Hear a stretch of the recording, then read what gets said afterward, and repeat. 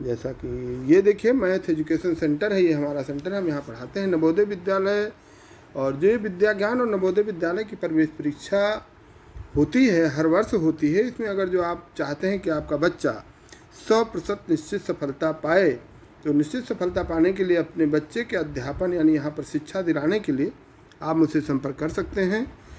हमारा लक्ष्य आपकी सफलता, मोबाइल नंबर दिया हुआ है, आप इसके द्वारा मुझसे संपर्क कर सकते हैं और आप अपने बच्चे को यहाँ भेज करके पढ़ा भी सकते हैं। मैं पढ़ाता हूँ और उसकी निश्चित सफल होगा। अगर जो आप प्रवेश परीक्षा विद्या ज्ञान और नवोदय विद्यालय की दिलाना चाहते हैं तो मैं उसी के हिसाब से उसकी तैयारी करवाता हूँ और बच्चा आपका मेहनत करेगा तो निश्चित सफल होगा।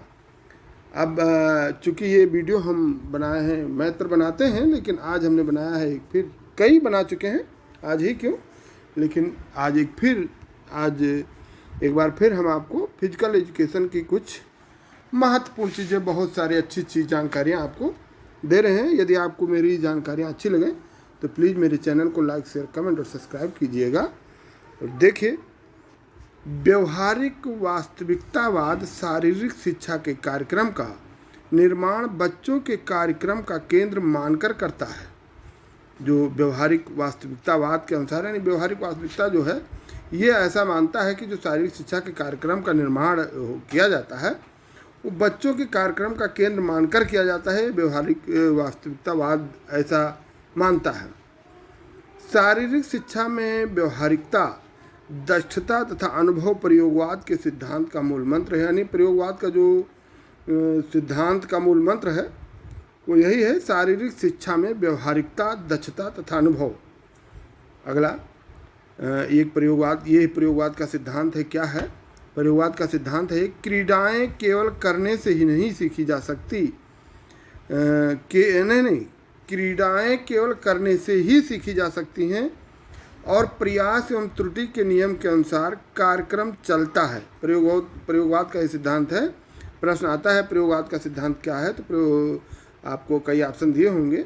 तो प्रयोगवाद का ये सिद्धांत है, क्रीडाएं केवल करने से ही सीखी जा सकती हैं और प्रयास एवं त्रुटि के नियम के अनुसार शिक्षा कार्यक्रम चलता है।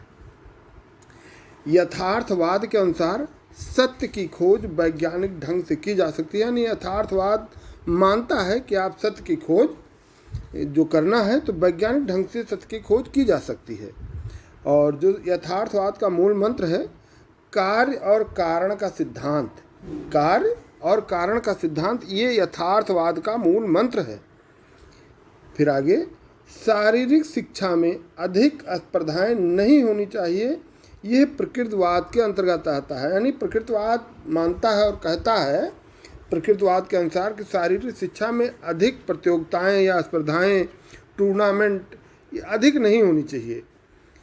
अगला, शारीरिक शिक्षा के कार्यक्रम में बच्चों के मस्तिष्क और शारीरिक विकास के साथ विषय और शिक्षा परिपाटी के दृष्टिकोण से बच्चों की मौलिक योग्यताओं और सीमाओं से अधिक अपेक्षा न करें। यह यथार्थवाद का आदर्श है।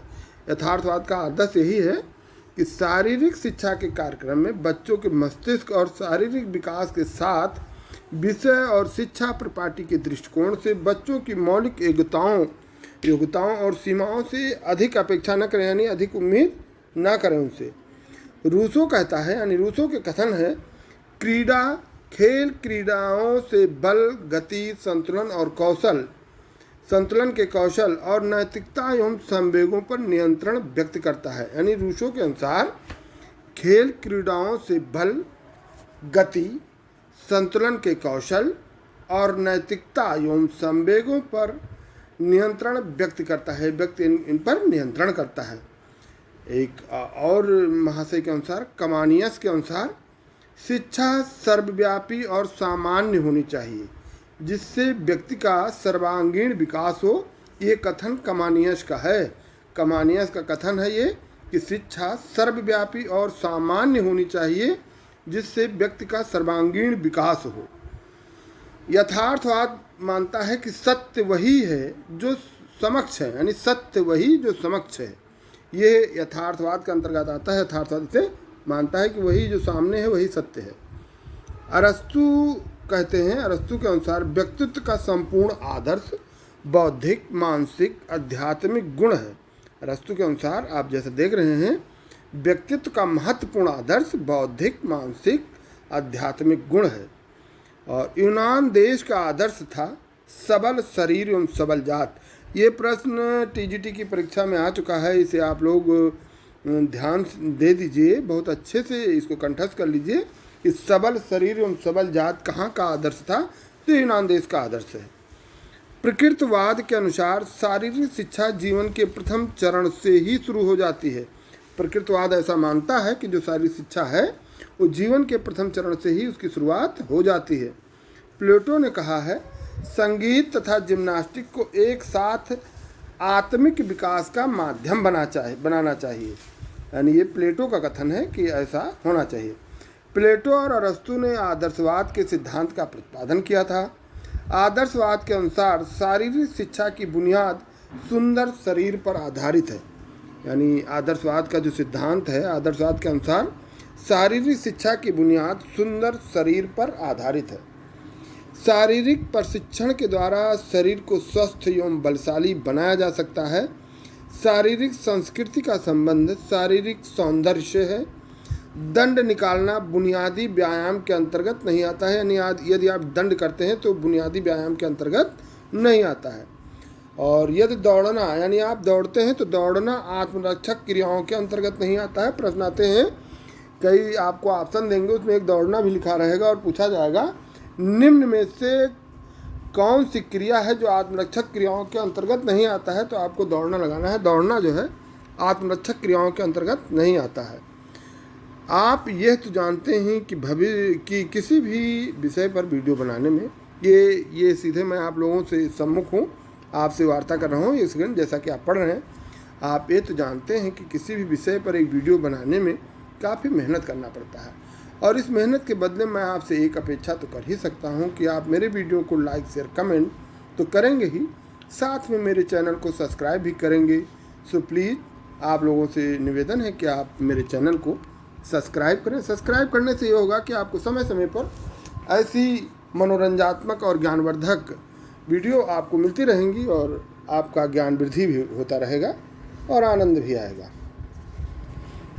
जे.एफ. विलियम्स के मतानुसार शारीरिक शिक्षा का लक्ष्य व्यक्ति को उन परिस्थितियों में कुशल नेतृत्व प्रदान करना है जिनके द्वारा व्यक्ति शारीरिक रूप से स्वस्थ, मानसिक रूप से सजग और सामाजिक जीवन में परिस्थितियों के अनुरूप कार्य कर सके। यानी ये जे.एफ. विलियम्स के मतानुसार है कि शारीरिक शिक्षा का ये लक्ष्य है कि व्यक्ति को उन परिस्थितियों में कुशल नेतृत्व प्रदान करना है जिनके द्वारा व्यक्ति शारीरिक रूप से स्वस्थ, मानसिक रूप से सजग और सामाजिक जीवन में परिस्थितियों के अनुरूप कार्य कर सके, ये इनका मानना है। लॉस्की के मतानुसार ये सिद्धांत है, और सिद्धांत आप लोगों को बता दूं कि कई सिद्धांत पूछे जाते हैं टीजीटी की परीक्षा में और पीजीटी की परीक्षाओं में सिद्धांत पूछे जाते हैं, कई सिद्धांत दिए जाते हैं और कहा जाता है इनमें से ये सिद्धांत किसका है। तो ये बहुत महत्वपूर्ण चीज़ें हैं, आप इसे ज़रूर ध्यान दें। लॉस्की के अनुसार शारीरिक शिक्षा का उद्देश्य सामाजिक एवं न्यूरोमस्कुलर विकास, भावनात्मक एवं बौद्धिक विकास और शारीरिक विकास है। शारीरिक विकास, गामक विकास, मानसिक विकास, मानवीय संबंधों का विकास है।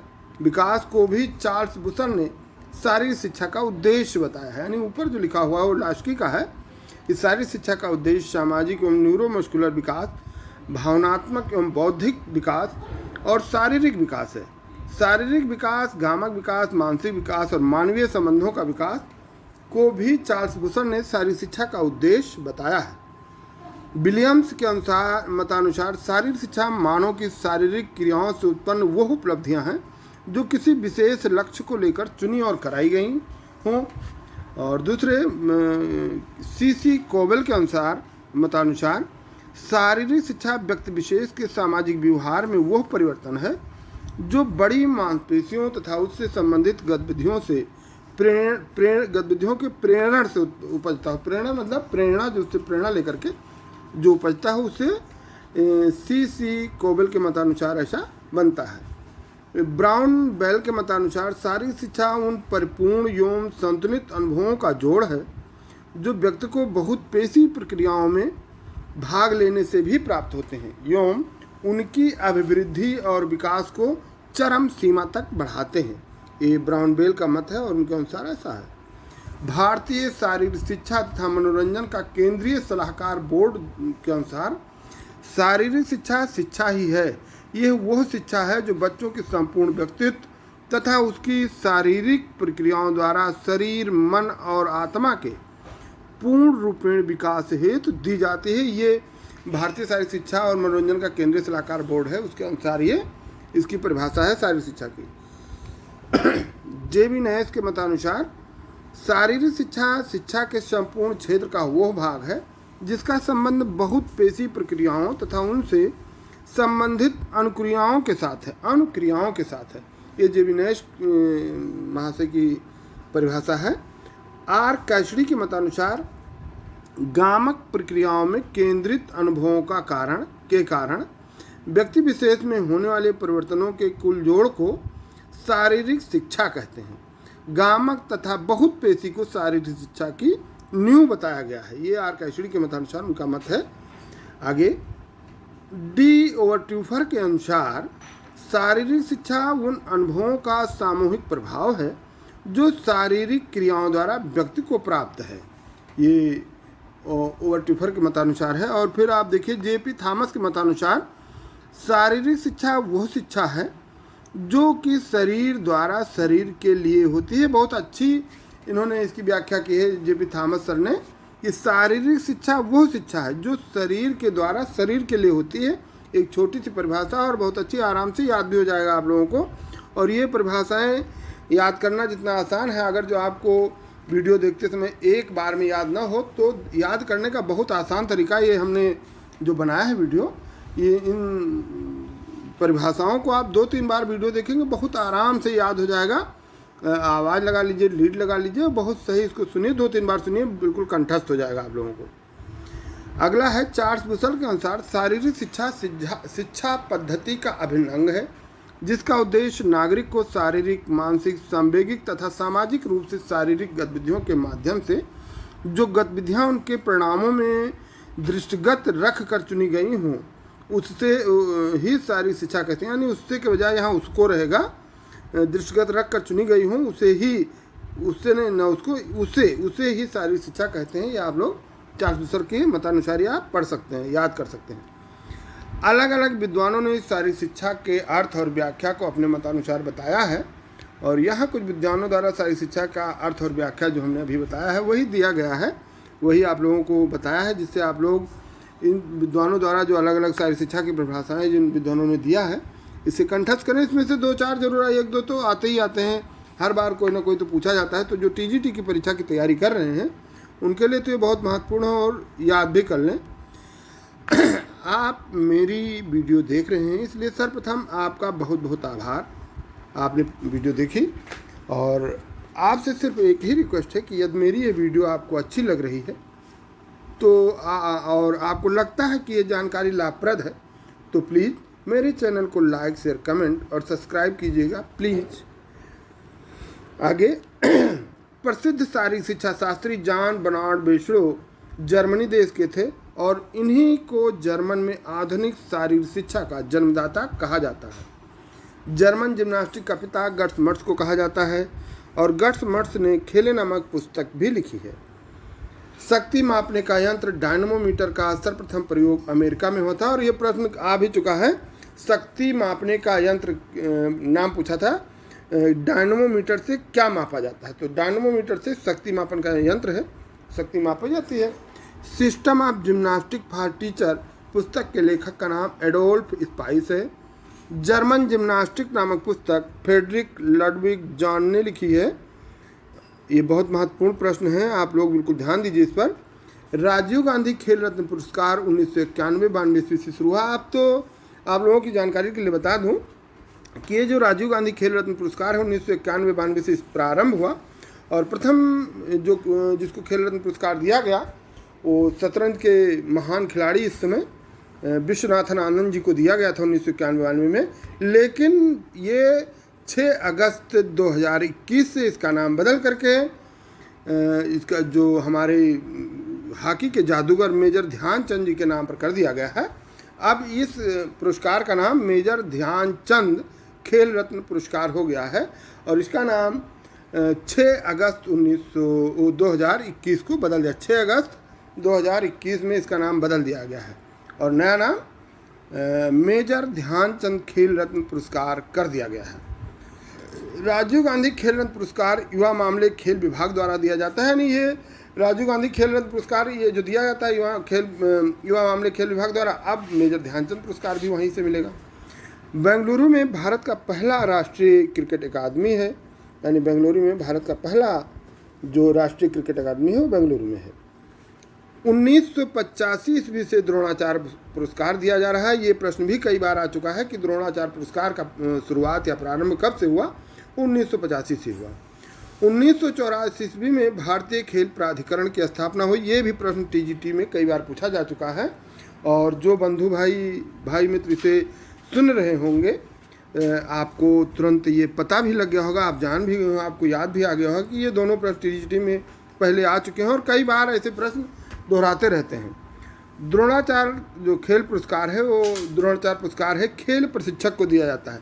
ये भी प्रश्न, यानी यहाँ पर जो ये 3 प्रश्न हैं ये कई बार टीजीटी की परीक्षा में आ चुके हैं, तो ये तो बहुत महत्वपूर्ण प्रश्न है क्योंकि ऐसे प्रश्नों को बोर्ड दोहराता रहता है और ये आप लोगों के लिए, या हम जानते हैं कई लोगों को तो ये पता ही होगा, याद होगा, कंठस्थ होगा, इन जो नए लोग हैं उनको शायद ना याद हो, तो इसको भी ध्यान रखिएगा। और ये प्रश्न तो कई बार रिपीटेड है। उत्तर प्रदेश में खेल निदेशालय की स्थापना 1974 ईस्वी में हुई। श्री D.K. सिंह बाबू उत्तर प्रदेश के प्रथम खेल निदेशक थे। 1984 ईस्वी में भारत की प्रथम राष्ट्रीय खेल नीति की घोषणा हुई। 1970-71 में ग्रामीण खेल कार्यक्रम लागू किया गया और इसी वर्ष भारत में खेल प्रतिभा खोज छात्रवृत्ति का आरंभ भी किया गया। देखिए इसमें से एक प्रश्न टीजीटी में आ चुका है कि ग्रामीण खेल कार्यक्रम कब लागू किया गया, तो ये 1970-71 में लागू किया गया था। और दूसरा है 1972 ईस्वी में भारत में नेहरू युवा केंद्र की स्थापना हुई। ये भी प्रश्न आ चुका है कि भारत में नेहरू युवा केंद्र की स्थापना कब हुई, तो ये 1972 में हुआ था। भारतीय विद्यालय क्रीड़ा संघ की स्थापना 1954 ईस्वी में हुई। ये भी टीजीटी का रिपीटेड प्रश्न है, ये भी कई बार आ चुका है। PM जोसेफ अखिल भारतीय खेल सलाहकार समिति के संयोजक थे।